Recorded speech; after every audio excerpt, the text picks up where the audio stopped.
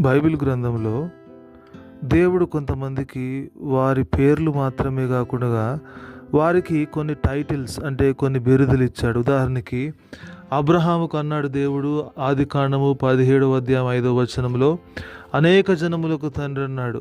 రోమా 4:16లో విశ్వాసులకు తండ్రి అన్నాడు. యెషయా 41:8వ వచనంలో దేవునికి స్నేహితుడు అని చెప్పాడు.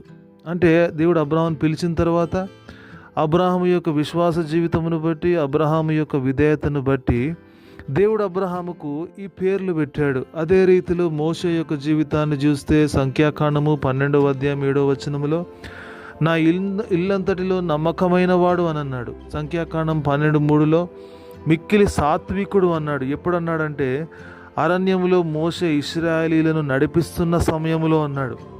అదే సమయంలో దానియేలు జీవితాన్ని చూస్తే 9వ అధ్యాయం 23వ వచనంలో దానియేలు బహుప్రియుడు అన్నాడు. ఎప్పుడు అన్నాడంటే దానియేలు బానిసగా ఆ చెరలోనికి వచ్చిన తర్వాత బబులోను దేశంలో ఒక రాజుగా ఒక గవర్నర్గా అయిన తర్వాతనే అంటే కొన్ని సంవత్సరాల తర్వాత అంటే దానియేలు యొక్క జీవితాన్ని బట్టి దేవుడు దానియేలుకు ఆ పేరు పెట్టాడు. అంటే వీరి యొక్క జీవితాలు మనం గమనించినప్పుడు దేవుడు వారిని పిలిచాడు, దేవుని మాటకు వారు విధేయత చూపించారు, దేవుని యందు విశ్వాసం ఉంచారు. దేవునితో నడుస్తున్న సమయంలో వారు ఆ దేవుని యొక్క పరీక్షలకు లోబడి విధేయతకు చూపించి వచ్చిన తర్వాత అప్పుడు వారి యొక్క విశ్వాస జీవితమును బట్టి దేవుడు వారికి ఈ బిరుదులు, ఈ టైటిల్స్ అనేవి ఇచ్చాడు.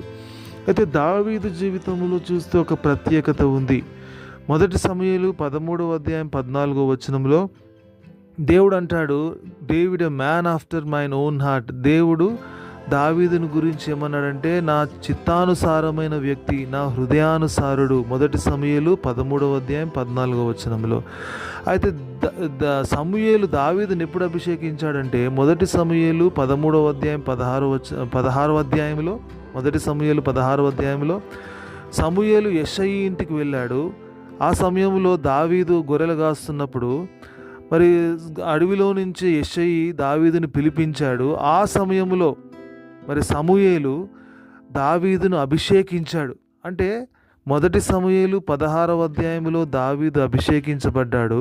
కానీ 1 సమూయేలు 13వ అధ్యాయంలోనే దేవుడు దావీదును గురించి ఏమన్నాడంటే నా చిత్తానుసారమైన వ్యక్తి, నా హృదయానుసారుడు. అంటే దావీదు గొర్రెలు కాస్తున్న సమయంలోనే ఇంకా అడవిలో ఉండగానే దేవుని మనస్సును ఎరిగినవాడు, దేవుని హృదయాన్ని ఎరిగినవాడు, దేవుని యొక్క చిత్తానుసారమైన వ్యక్తిగా అడవిలో ఉన్నప్పుడే దావీదు దేవుని కోసం జీవించిన వాడు.